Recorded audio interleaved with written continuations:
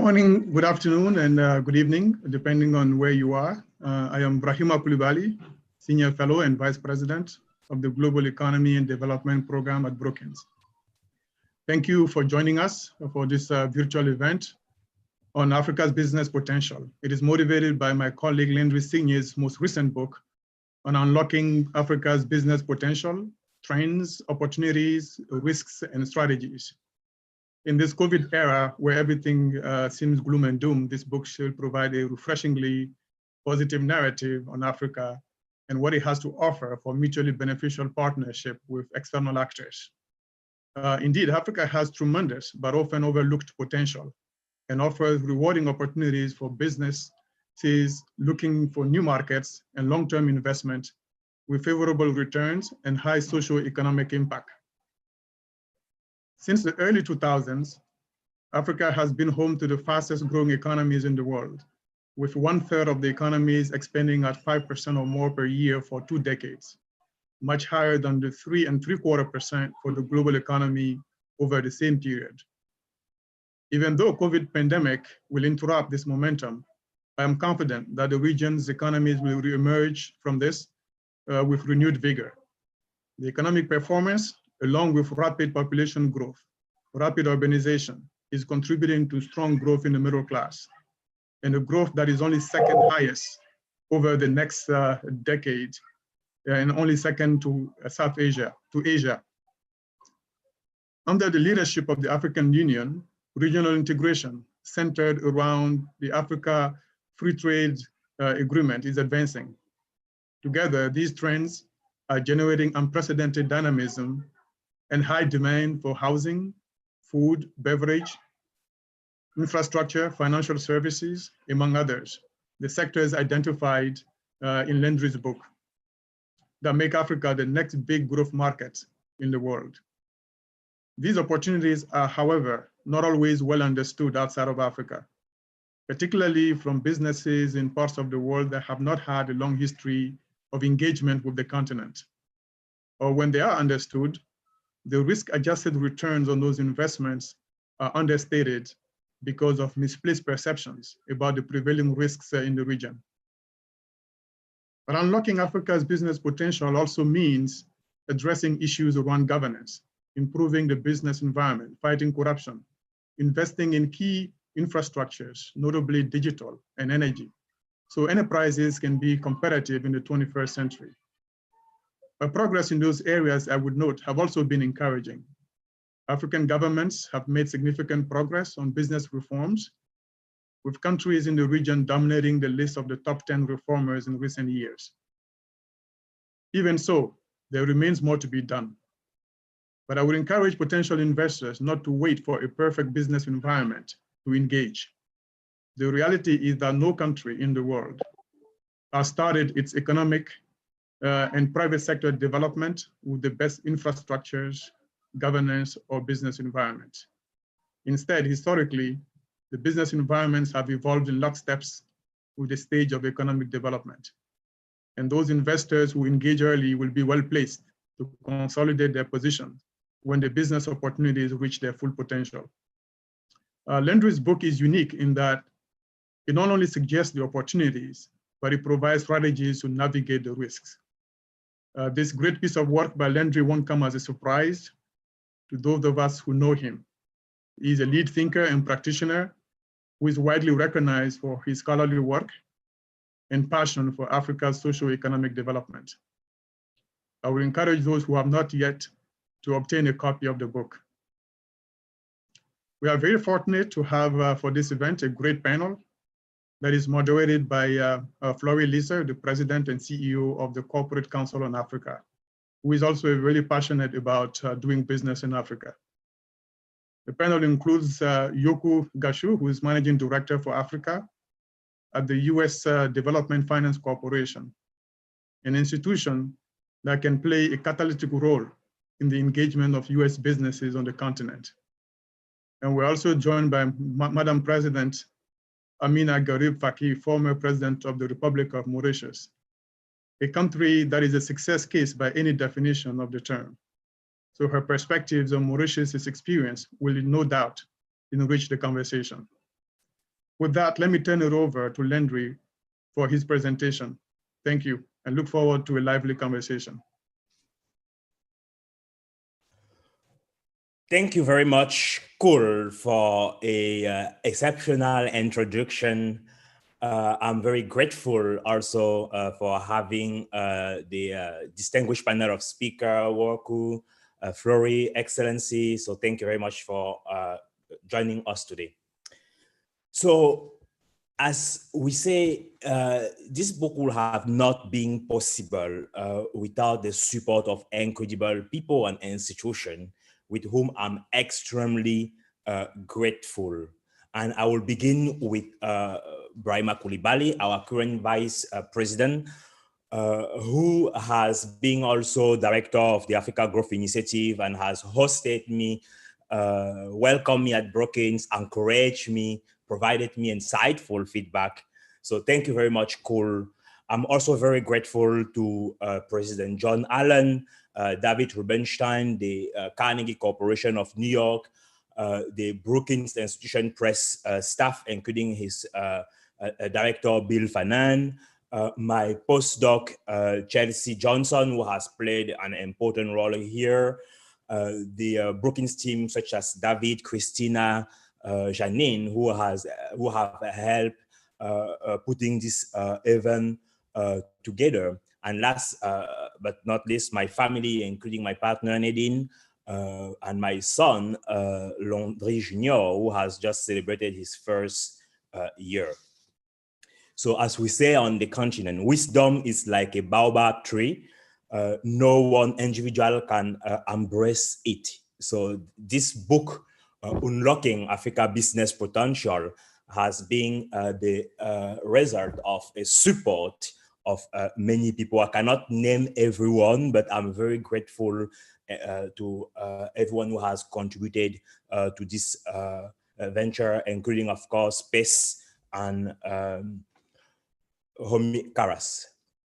So now, let me speak briefly about some key trends, why I think Africa should be at the top on the agenda for global but also local investor. And as pointed out by Cole, so we have the combined growth of the household consumption and business spending, which I estimated, of course, before the pandemic to reach $6.7 trillion by 2030.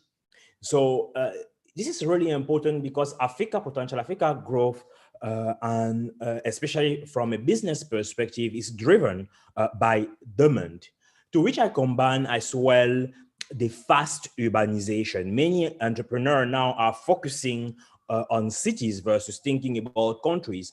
For example, we will go from 6 to 17 cities of more than 5 million inhabitants in 2030, and from 3 to 5 cities of more than 10 million inhabitants from 2015 to 2030. So we definitively have a tremendous growth of city and a fast urbanization.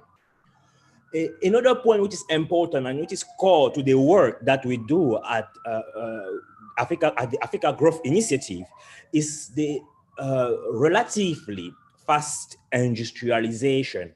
But let me point out here that I'm speaking about industry without smokestack, because when scholars speak about industrial development on the continent, they mostly focus on traditional manufacturing. And when looking at traditional manufacturing, a scholar will be speaking about sometimes the industrialization, but that is because they overlook industries without smokestacks, which export in related industries have grown 6 times faster than traditional manufacturing between 1998 and 2015. So those are critical areas, and they have the same type of characteristic than traditional manufacturing, including exportability, tradability, the absorption of moderately skilled workers, as well as their high productivity.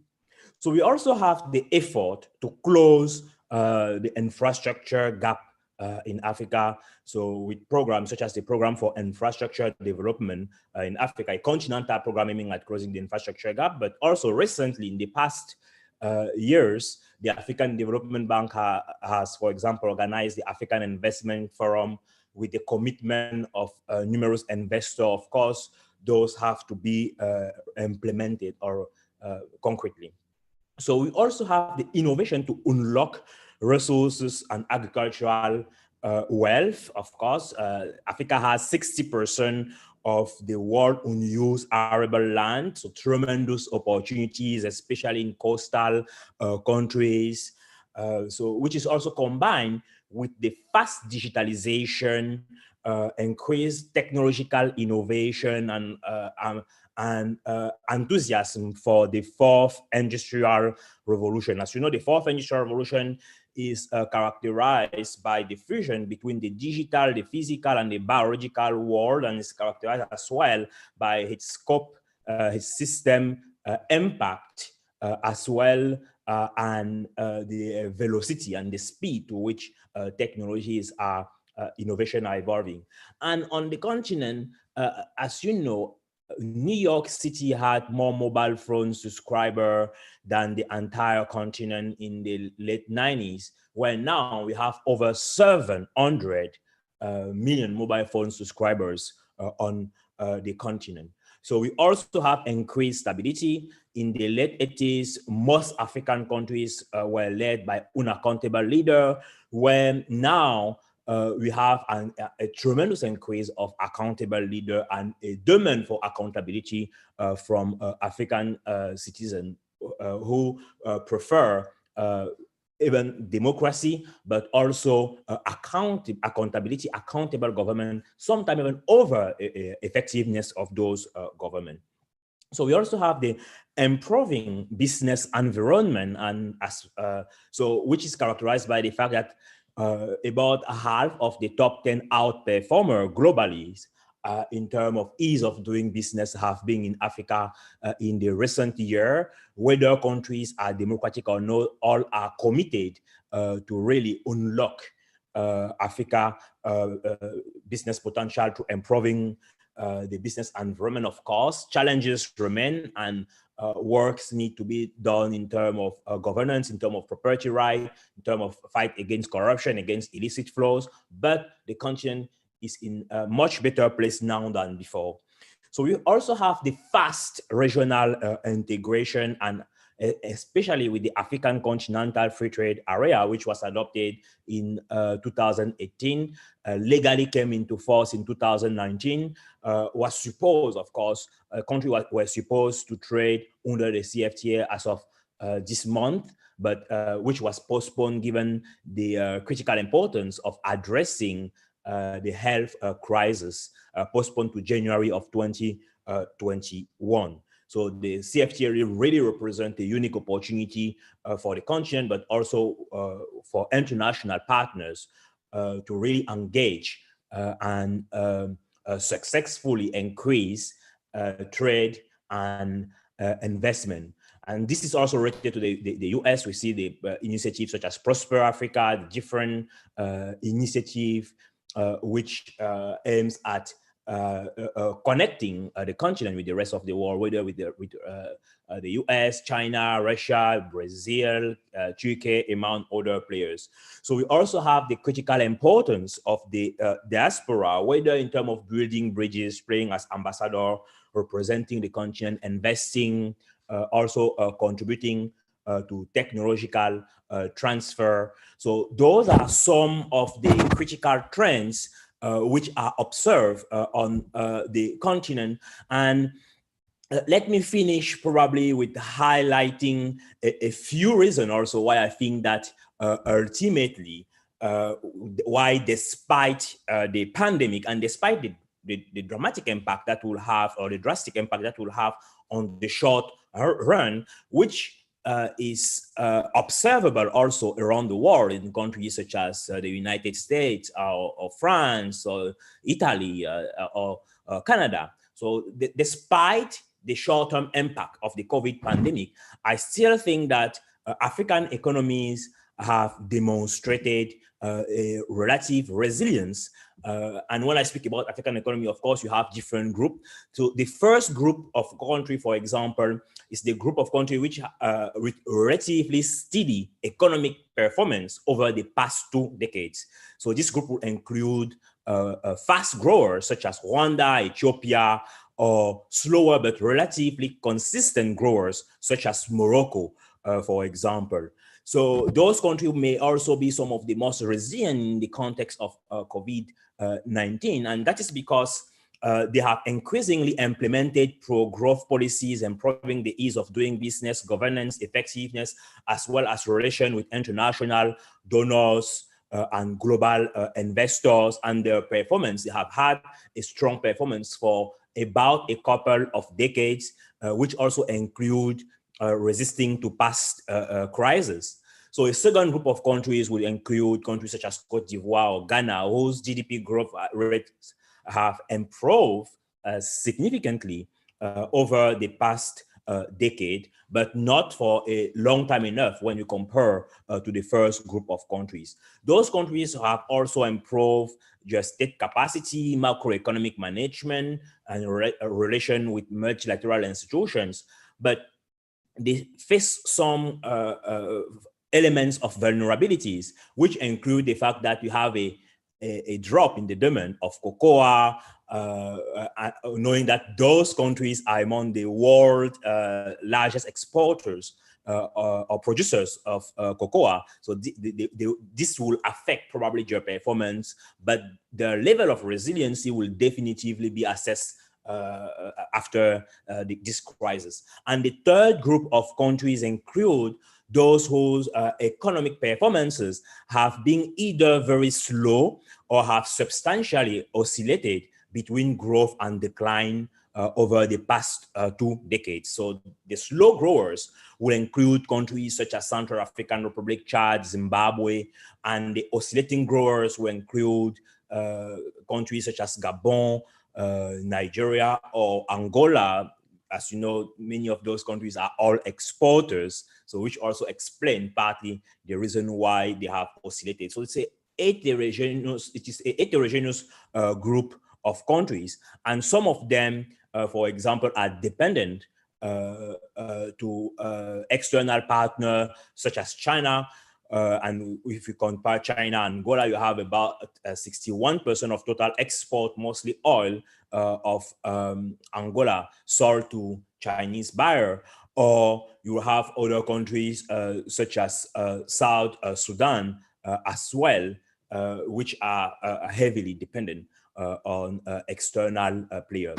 So those are some of the reasons why I think that, of course, you'll have many growth narratives on the continent post-COVID, but the continent definitively remain one of tremendous potential, with economies which are becoming increasingly competitive. The support of the citizen toward better and more accountable governance, as well as the demographic trend, which is a combination of population growth, but also income growth, and the percentage of citizens with available discretionary income, and as pointed out, the innovative and productive potential which has been attracting foreign investment and finance, major players. We have the diversity of trade partners, the African continental free trade area, which is unique, and finally, the benefit from the readiness of Africa, the increasing readiness of Africa to really benefit from the fourth industrial revolution. Many of those innovations which have being used during the this COVID-19 pandemic. So I can't be speaking for a much longer time. I usually speak for 3 hours in lecture, sometime for a few days, but I would like to give the floor now to Flory, and thank you very much again for your attention.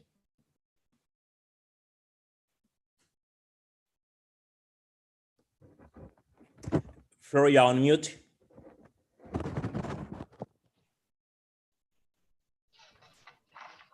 Yes, thank you, Landry. It's a pleasure to be here for this event in the launching of your book, Unlocking Africa's Business Potential. I'm delighted to be moderating the panel today and to talk about one of my favorite topics, which is business opportunities in Africa.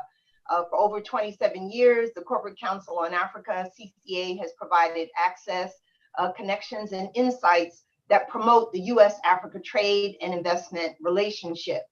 And we at CCA believe in the great business potential of Africa, which is why I'm so pleased that Professor Landry Signé has written such an excellent new book on this very subject. So congratulations again, Professor.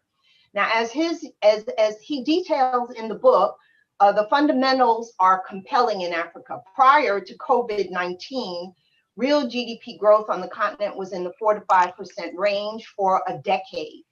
We all know about Africa's large youth population, growing consumer spending, and huge need for infrastructure. And the African Continental Free Trade Area promises to be a game changer in harmonizing Africa's trade and creating a world of new business opportunities.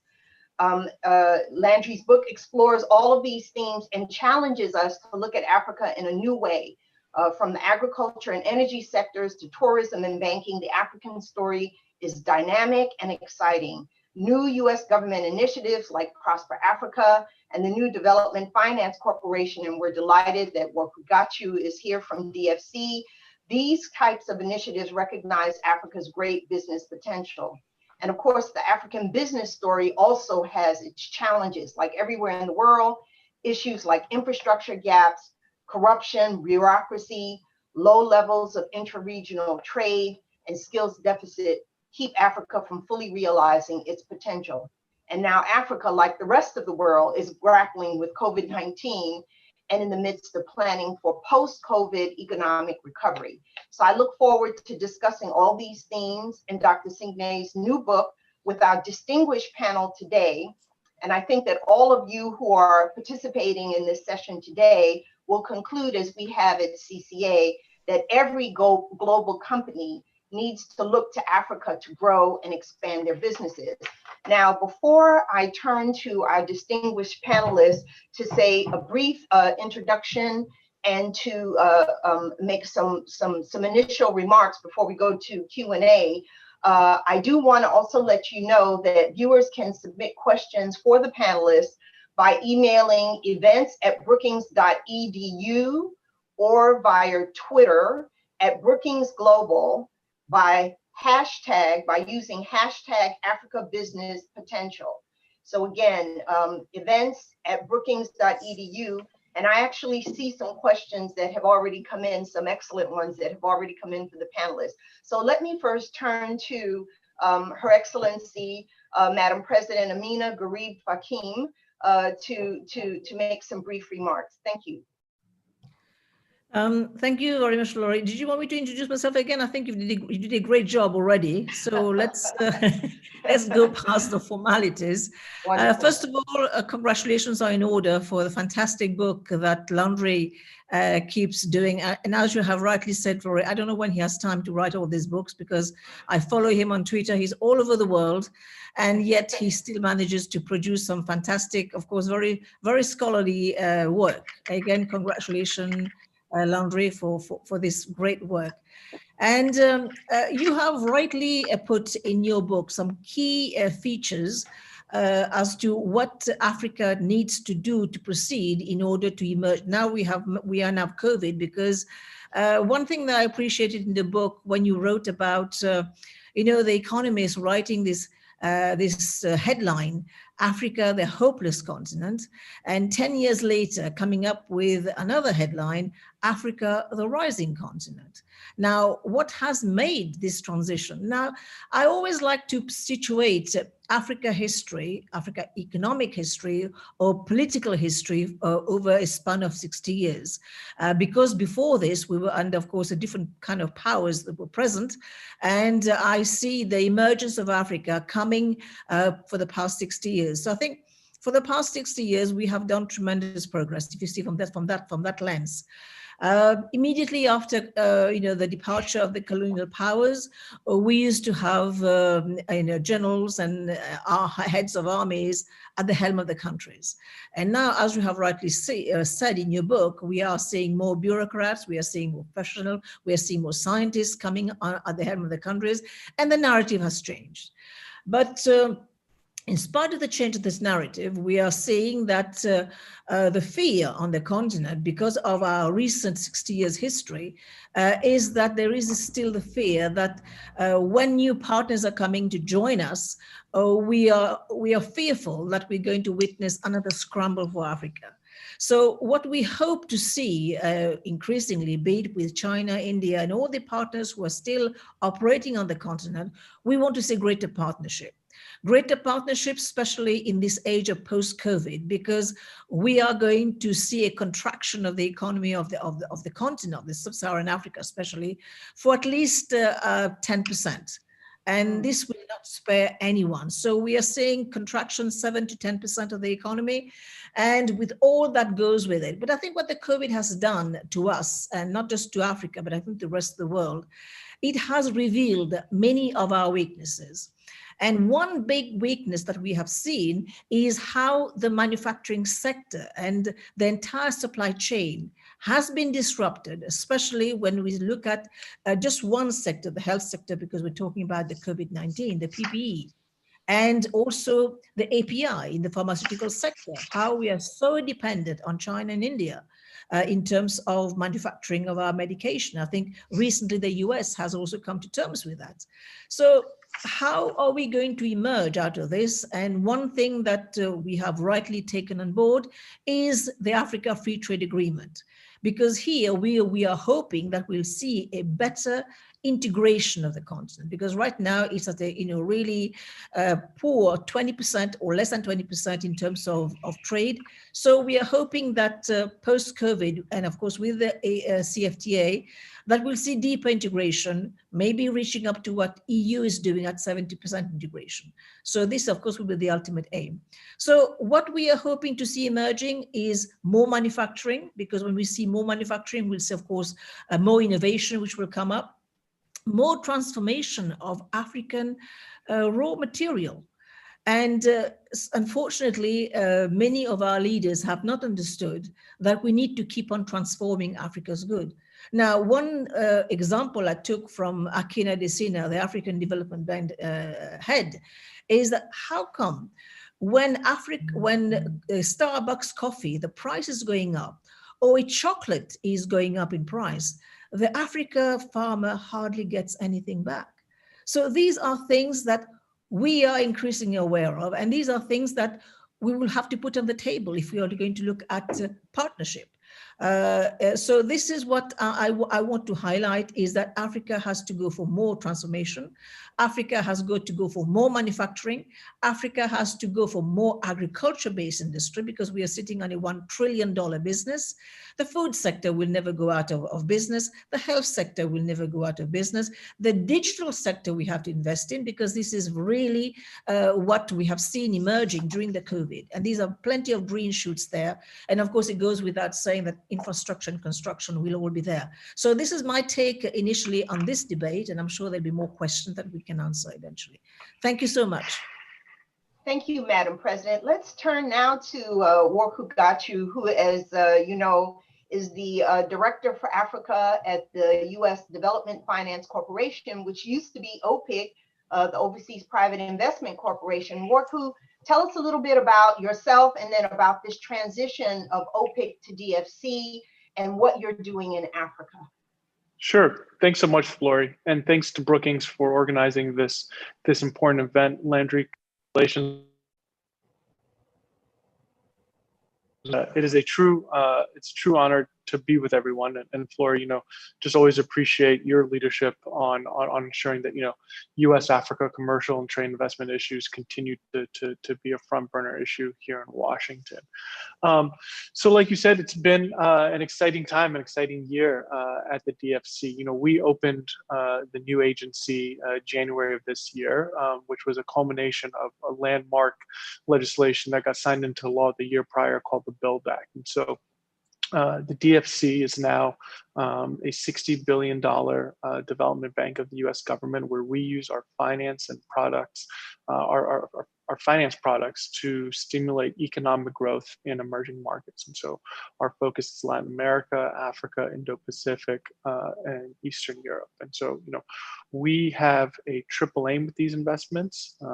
First and foremost, it is development. It is in our new aim. And so, we seek to mobilize private sector capital to build long-term sustainable economic growth. And these investments range from supporting smallholder agriculture farmers to building large 100-megawatt power plants, right? And this is a recognition that development can kind of take shape in many different forms. The second is foreign policy. We want to ensure that we are advancing U.S. foreign policy and national security goals, recognizing that a lot of our allies and partners in emerging markets are actually looking for sustainable investments. People are trying to move past foreign aid and grant assistance, recognizing that those aren't sustainable, and really seeking to drive long-term private sector capital growth in their countries. The third piece is returns. All of our investments, since we invest, U.S. taxpayer money, we invest in projects that we think are financially sound and that will eventually return money back to the U.S. Treasury. And so this allows our institution to be self-sustaining and further our development and drive. We talked about DFC's kind of new tools that we were given at the start of this year. And a lot of people talk about our new $60 billion lending cap, but I want to highlight just some of the new tools that I think are specifically important for the Africa region. First and foremost, it's our focus on low income and lower middle income countries. Mm-hmm. If you look into the Build Act, there's a specific directive that the new agency needs to focus on those countries the most in need. And when you look at the globe, 70% of those countries are actually located in sub-Saharan Africa. And so for me, I see that as an opportunity to actually grow the portfolio, right? When I look at the region that I'm in charge of, I see that, where you look at, it has the most developmental challenges and needs, but it's also the most potential, like how Landry laid out in his book.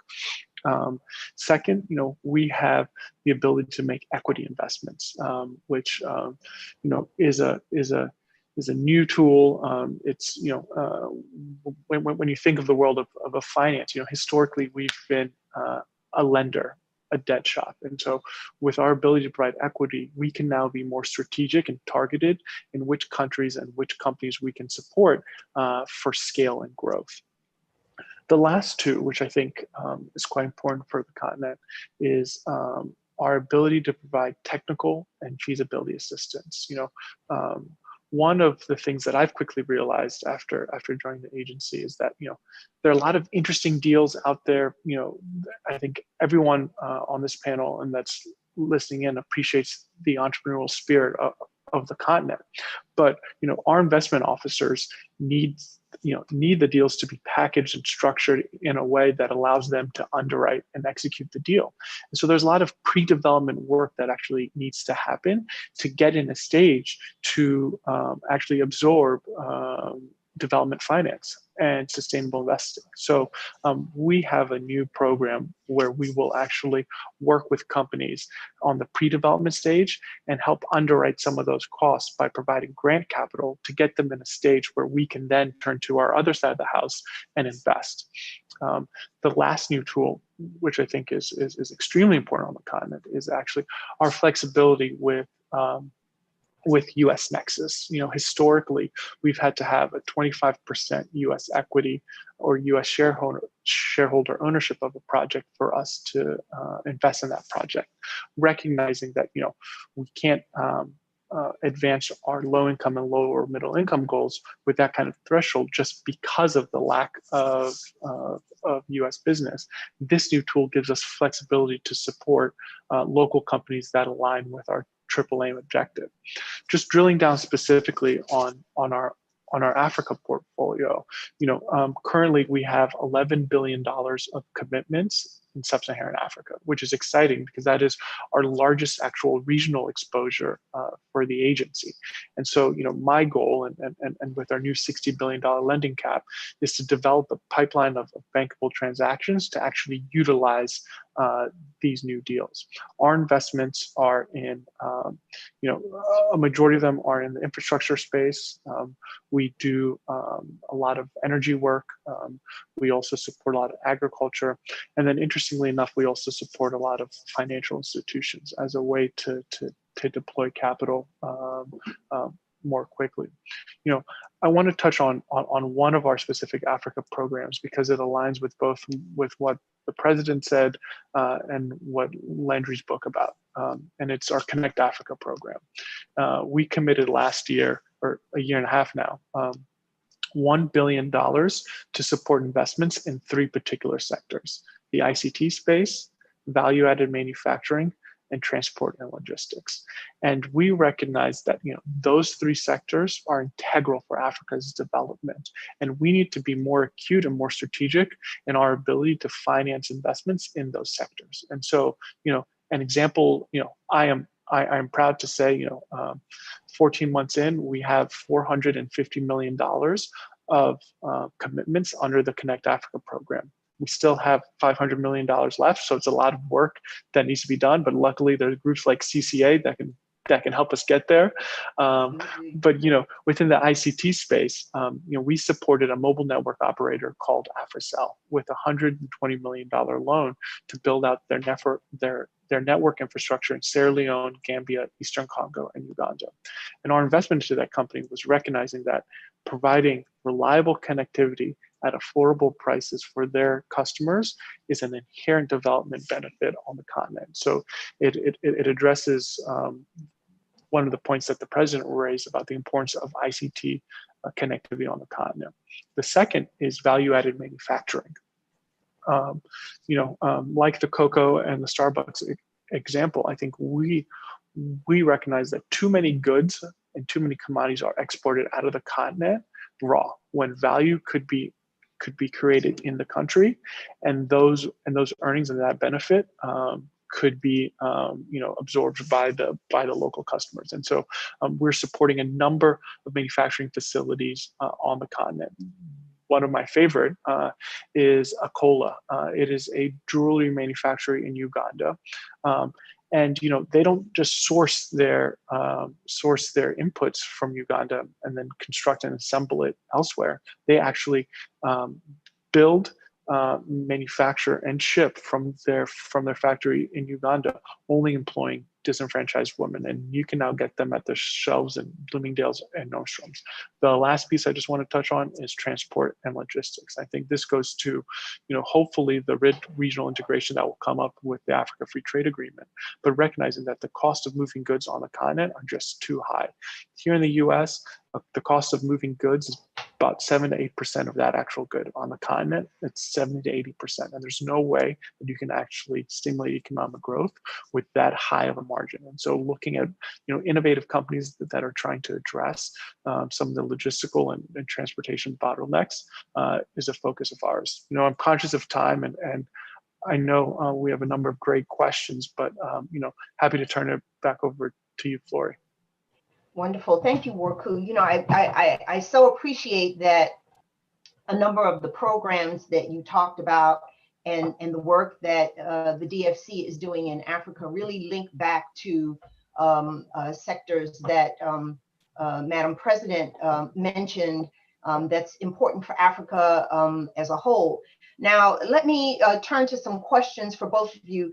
Madam President, what should African governments do to unlock Africa's economic potential and the business potential in order to accelerate post-COVID economic recovery on the continent? This will be very critical.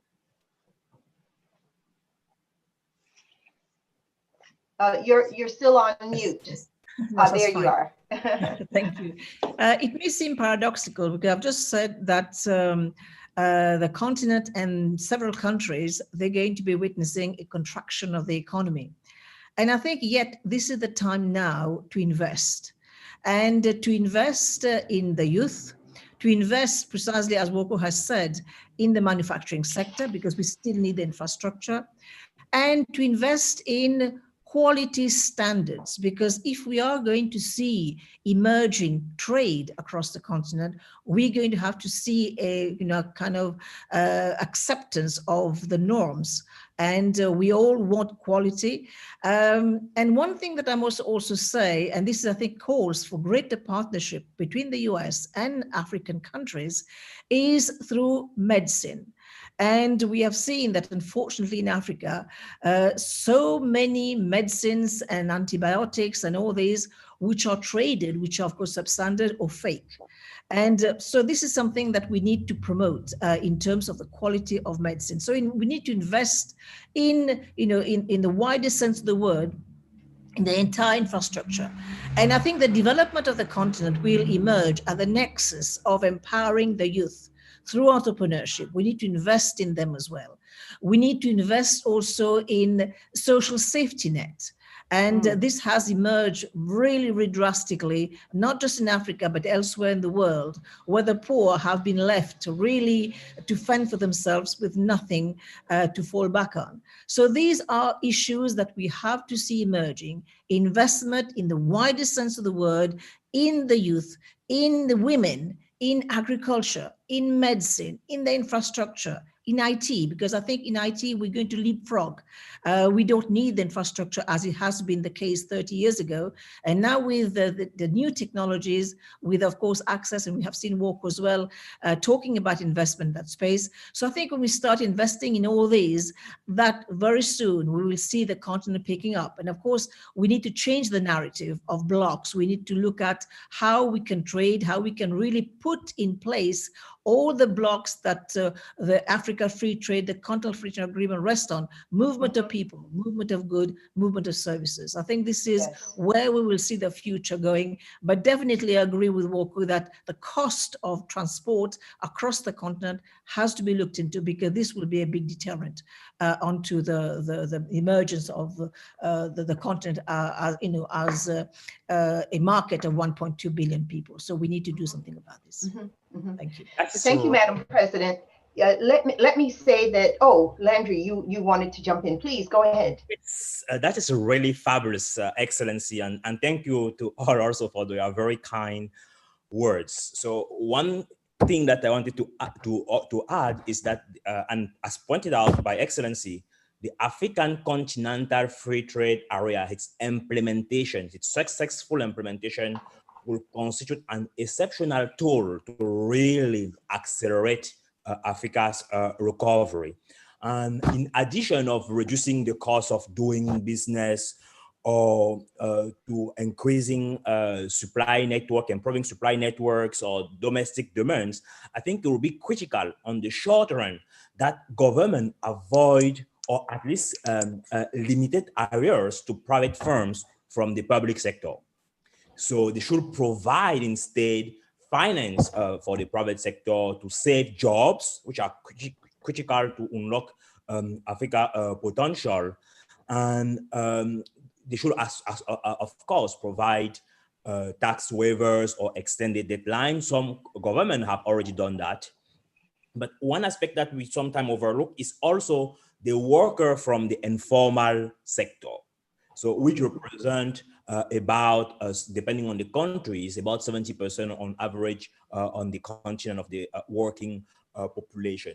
So it will be critical for government to maintain household consumption among the bottom 75 to 80% of households who have very limited savings and therefore offer quite often services and products in the informal sector to the worker of the formal sector, whether from the public or private sector. So protect the income of human wage and salary employees and protect health of human and formal sector workers. I think government should declare, and that's aligned also with what Worku and Excellency said, they should even declare transport of food from farm to get to market as an essential service. I think Laundry, if I may, I have to put my hat of woman again here. You've mentioned the informal sector, and yet the informal sector are dominated by women, and they tend to be the first in, and of course the first out, the last in and the first out into the system. So we need to put money in the hands of these women so that they can precisely drive, because the economy of Africa, many countries, it is still dependent on the informal economy. So we need to put money, yes, I agree with you, in the hands, but we need to have a special thought for our women folk, because they feed the family, they do the agriculture, they do most of the burden of the work. So I'm sorry, I can't resist not saying that. Absolutely agree. I think too, I'm going to turn back to Worku on that, because he can share a little bit about a program that is actually focused on women that OPIC, now DFC, is working on. But you all have touched on this issue of countries facing the very tough situation of protecting lives and then protecting livelihoods. And this is the challenge that everyone has. Worku, I'm going to ask you to say a little bit about your women's program, but I also want to ask you a question that has come in about what are the prospects for U.S.-Africa trade and investment relations, given the struggle that we ourselves in the U.S. are having with COVID-19, as well as the fact that, this is an election year for the U.S. What should we not be looking to the U.S. to be ambitious in what they do with Africa because of COVID-19 and elections, or what? But let me turn it back to you. Sure. And just thank you for the opportunity to talk about our women's program. We launched last year our 2X Africa program. 2X stands for the 2 female chromosomes, and then also the multiplier effect of investing in women. And so through our 2X Africa program, we've committed $1 billion to support investments in companies that are women-owned, women-led, or women benefiting. And so we have, an exciting pipeline of deals that we are looking at. We've coordinated with the African Development Bank, UNECA, and other regional institutions to actually help build out that pipeline, and then also working with regional financial institutions like Union Bank of Nigeria as another method to deploy capital through our 2X Africa program. Just to your point about kind of COVID and U.S.-Africa engagements under these broader issues, I think it's impressive to see programs like Prosper Africa being launched, this year and actually hitting the ground running and ensuring that, the issues of trade and investment, remain a priority for the administration going forward. And I think, an example of that is, when COVID hit, DFC has a really powerful tool in terms of financing. But the continent is quite big. There are a lot of markets, and so what we wanted to do was try to find a way to identify local African businesses that are engaged in the healthcare supply chain, from therapeutics, PPEs, and other businesses. And so we actually utilized Prosper Africa to tap all of our embassies and consulates in the region to identify companies in their respective domains, and then flag them and transfer them to us so that we can do an exhaustive review to see if any of those companies could be in a position to receive DFC financing. And so this type of proactive outreach is something that is completely new, right?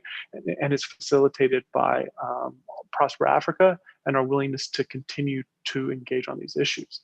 And then just about broader, trade and investment issues in an election year. I am actually, this background behind me is not at my home. My home is not this regal. I am actually at the White House right now because we just about an hour ago kicked off the formal negotiations for the U.S.-Kenya Free Trade Agreement. And so this is a major milestone. This, as many of you know, will be the first potential free trade agreement between the US and a sub-Saharan African country. And so I think, yes, there's an election going on, but I think there is a lot of excitement and a lot of people working on trade and investment issues like we saw this morning.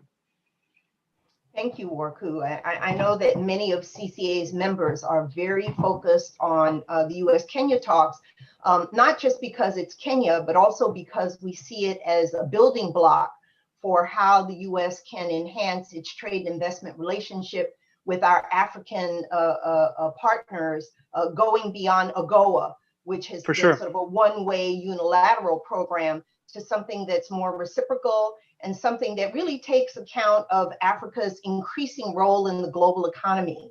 And I think that, there's so many that recognize that Africa really is the place to invest. It is the place that holds incredible opportunities, and how to harvest those. This is the importance of programs like Prosper Africa and the work that you all are doing, and especially focusing on women through your 2X program. And I just wanted to go back to Her Excellency. I don't know how much more time we have, but one of the questions that we have is about the emergence of new players in Africa, such as China, India, Brazil, who are obviously competing with US for business on the continent.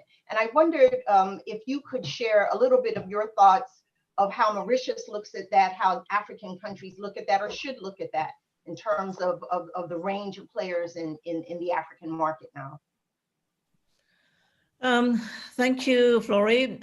This is a very interesting question because we have seen precisely a multitude of actors. You mentioned China. We have seen recently, of course, the UAE and many of the Arab countries as well, very, very interested in very key areas. And well, we welcome partnership, as I said, we welcome investment. But I think the key word to take ahead, I think this is something that we'd like to bring forward, is exchange of good practices, more partnership. And, if you look at, for example, what China is doing in terms of, Landry rightly mentioned the fourth industrial revolution, we'd like to see more of these exchanges happening, but we increasingly would like to see more partnership, because we do not want yet another scramble for Africa. Having said this, one area that I would like to see more partnership, and of course more revival on the African continent. Landry also mentioned this in his book. Africa is home to 60% of the world's arable land. And if you look at the country of the size of China, it's only 9%.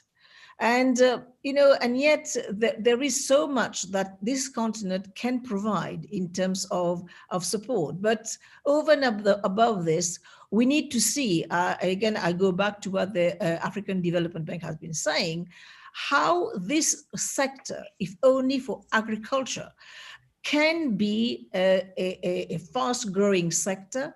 We are sitting, as I said, over $1 trillion business, $1 trillion business, how it can be a source of jobs as well for our youth, how we can make Africa agriculture become an entrepreneurial sector that can absorb so much of our youth who was out there. And we are the youngest continent on this planet up until 2050. We are going to be the supplier of labor force to the world. So how do we put all these together? So again, we are, the emergence of the continent, the food security of this planet, or many of the regions we just mentioned, will rest at the nexus of us investing in that space as well. So I see, so many of these, the intersection of governance, the intersection of agriculture, the intersection of new technology, so that we see Africa prosper. But again, Wonderful. it depends on how much we put our hands in our pocket, the investment. Absolutely.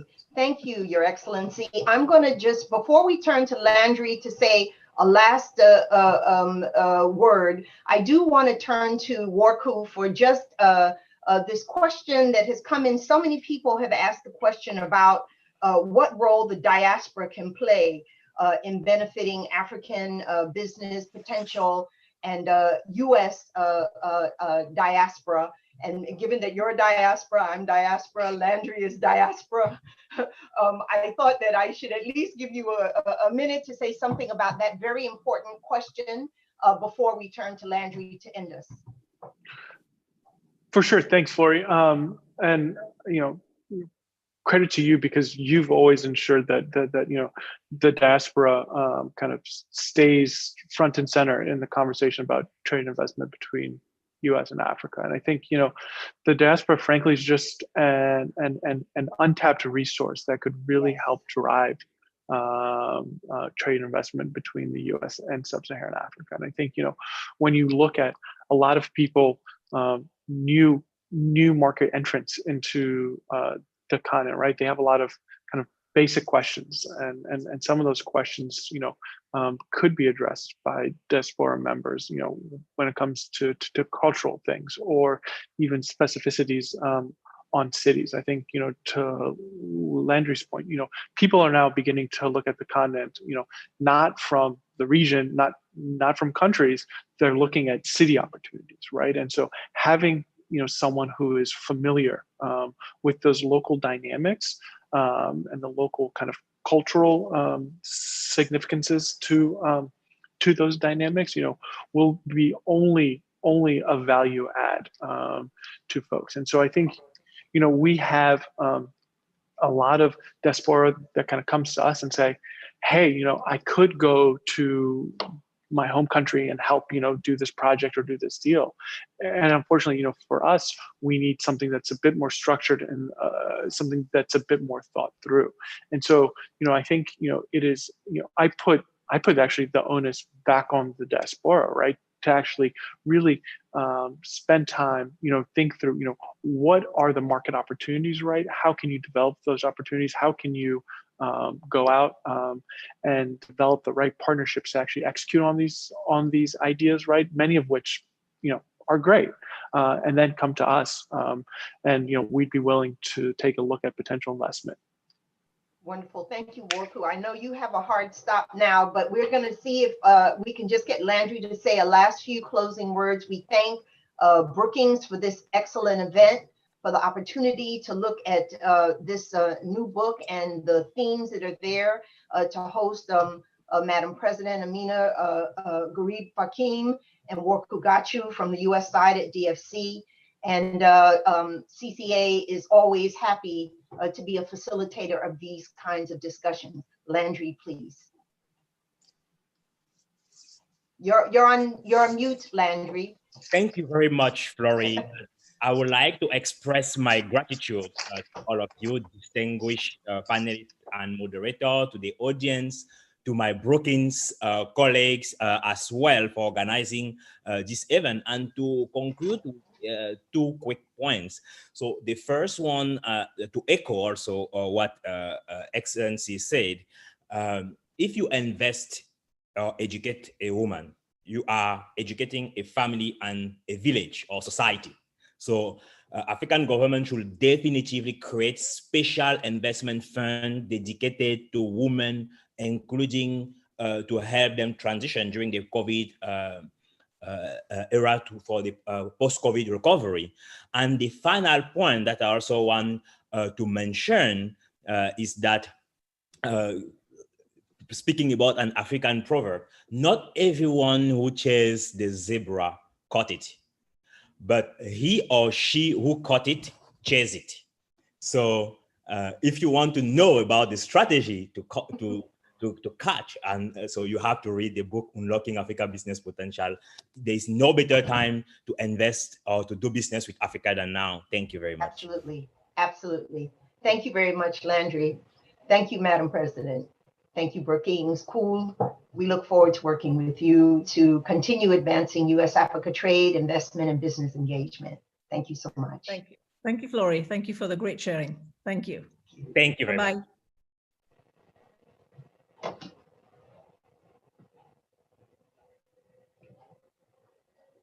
Thank you so much, Flori. That was fabulous.